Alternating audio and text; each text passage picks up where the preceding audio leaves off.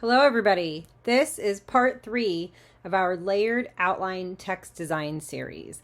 In this final video, we're going to apply 2 of the designs, one with adhesive vinyl and one with heat transfer vinyl.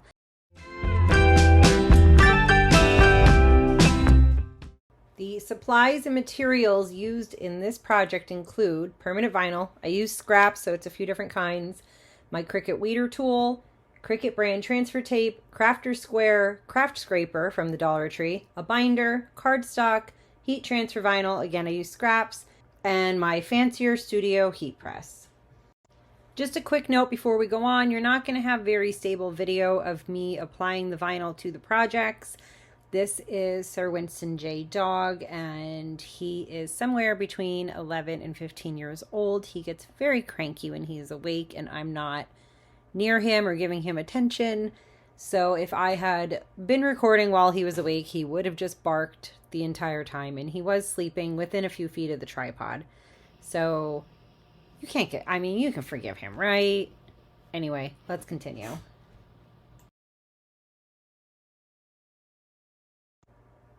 For permanent or removable vinyl, you're going to cut and weed the vinyl as you normally would. If you're very brand new to Cricut, you might want to find another video showing how to work with removable or permanent vinyl. As with any project, you want to place your transfer tape over the part you want to use. In this case, I go for the inside layer first, and I use my scraper to make sure that it's totally adhered. Then you have your backing, and you want to just peel a tiny little bit of the backing on your inside layer, that silver layer there, and line that up within your outside layer, within the gold layer. Once you have that where you want, start to slowly peel that backing off of the silver layer, pressing the silver down as you go, and also making sure everything stays where you want it. Use your scraper tool to press everything onto there. That ensures that the transfer tape is stuck to both the silver and gold layers of your design. When you're ready to attach your design, wipe off the surface that you want to attach your vinyl to. I use a paper towel and some rubbing alcohol.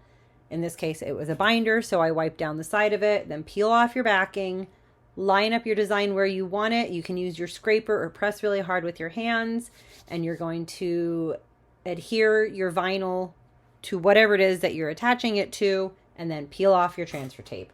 And you'll see there, I was able to attach it onto my binder. I don't work with adhesive vinyl very often because no matter what I do, how many times I wipe it down with the rubbing alcohol, I always have little specks of dust or little bumps. If you found a way around this, please let me know, because I have such a hard time with it. And now we're working with HTV or heat transfer vinyl. You're going to cut and make sure to mirror your design. If you're using HTV, you're going to cut that, weed it as you normally would. I use the fancier studio heat press. In the description of this video, you can find the link to my review of that product, but I set it to about 300 degrees. I think I usually set it anywhere between 300 and 305. Anyway, you want to have your Teflon or parchment paper available to protect the heating plate from the transfer tape, which it's happened to me with an iron that the transfer tape melted or the vinyl melted to the iron because I was new and I didn't know. If you're using a regular heat press or an iron, you want to have something to protect in between the iron and the vinyl itself. For this, I'm using cardstock because I really had nothing fabric-wise to attach my name to. So I placed the cardstock down on the pressing mat with the darkest layer fixed where it needs to go. And I found that the lighter the HTV, the more it will shrink during pressing. That makes layering difficult. So even if it isn't noticeable to the naked eye, when you go to line up your darker color, you may have some issues.